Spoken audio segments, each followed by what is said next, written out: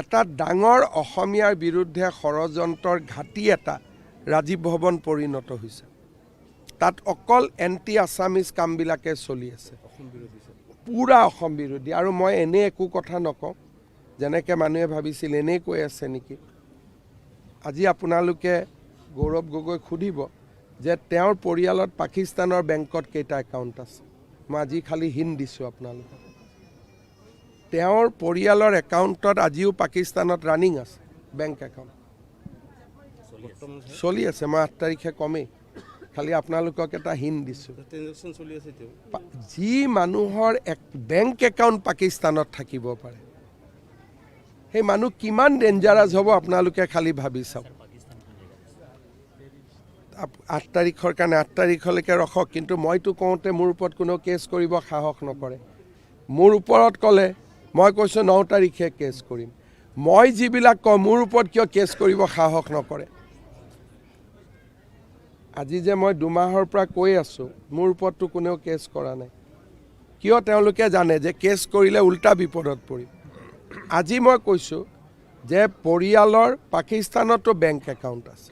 এটা ডাঙৰ অসমীয়াৰ বিৰুদ্ধে ষড়যন্ত্ৰৰ ঘাটি এটা ৰাজীৱ ভৱন পৰিণত হৈছে। তাত অকল এণ্টি আছামিজ কামবিলাকে চলি আছে, পুৰা অসম বিৰোধী। আৰু মই এনে একো কথা নকওঁ যেনেকৈ মানুহে ভাবিছিল এনেই কৈ আছে নেকি। আজি আপোনালোকে গৌৰৱ গগৈক সুধিব যে তেওঁৰ পৰিয়ালত পাকিস্তানৰ বেংকত কেইটা একাউণ্ট আছে। মই আজি খালি হিণ্ট দিছোঁ আপোনালোকক। তেওঁৰ পৰিয়ালৰ একাউণ্টত আজিও পাকিস্তানত ৰানিং আছে বেংক একাউণ্ট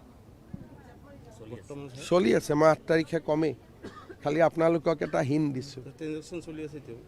যি মানুহৰ বেংক একাউণ্ট পাকিস্তানত থাকিব পাৰে, সেই মানুহ কিমান ডেঞ্জাৰাছ হ'ব আপোনালোকে খালি ভাবি চাওক।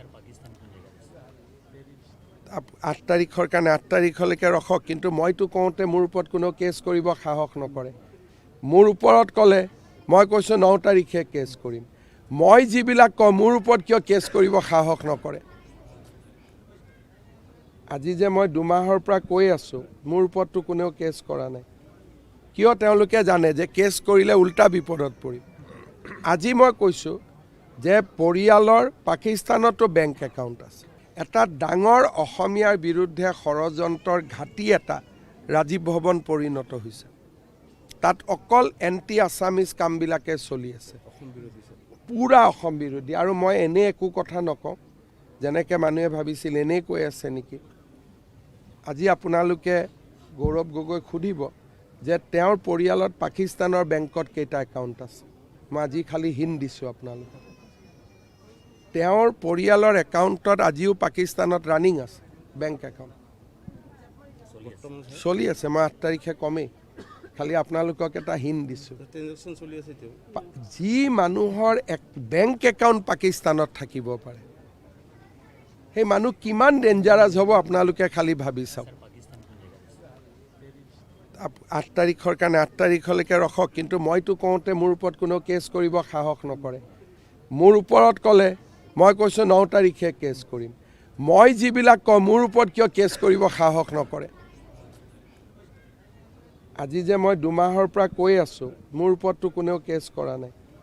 কিয়? তেওঁলোকে জানে যে কেছ কৰিলে উল্টা বিপদত পৰিম। আজি মই কৈছোঁ যে পৰিয়ালৰ পাকিস্তানতো বেংক একাউণ্ট আছে।